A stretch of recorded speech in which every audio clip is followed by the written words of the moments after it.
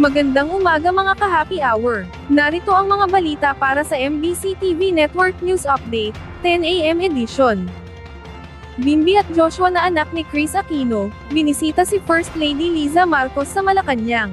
Ibinahagi ni First Lady Liza Marcos ang isang larawan, kung saan binisita siya ng dalawang anak ni Kris Aquino na sina Bimby at Joshua, sa tanggapan ng First Lady sa loob ng compound ng Malacanang Palace. Sa Facebook post ni First Lady Liza Marcos, pinasalamatan nito ang pagbisita sa kanya ng mga pamangkin ng yumaong Pangulong Noynoy Aquino.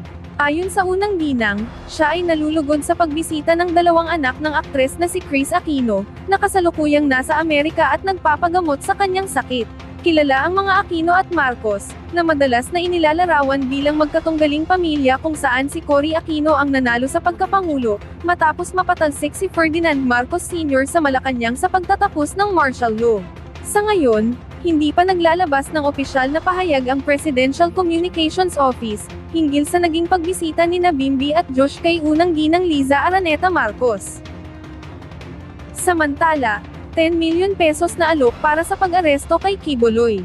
Inanunsyo ni Department of Interior and Local Government Secretary Benhur Abalos, na mayroong pabuyang 10 milyong piso sa sinumang makakapagturo para tuluyang maaresto si Kingdom of Jesus Christ leader Pastor Apollo Quiboloy.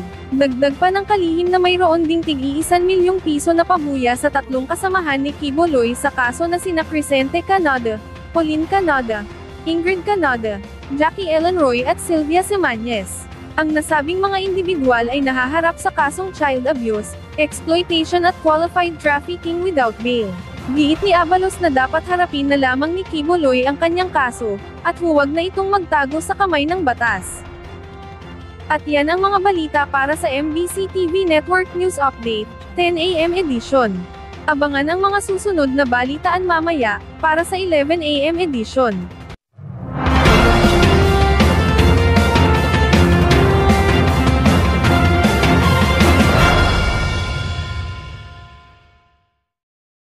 Mga ka-happy hour, kung gusto mong manood ang mga balita sa MBC TV Network News Update, mag-subscribe sa aming YouTube channel, i-like ang aming Facebook page, at i-follow sa aming TikTok account.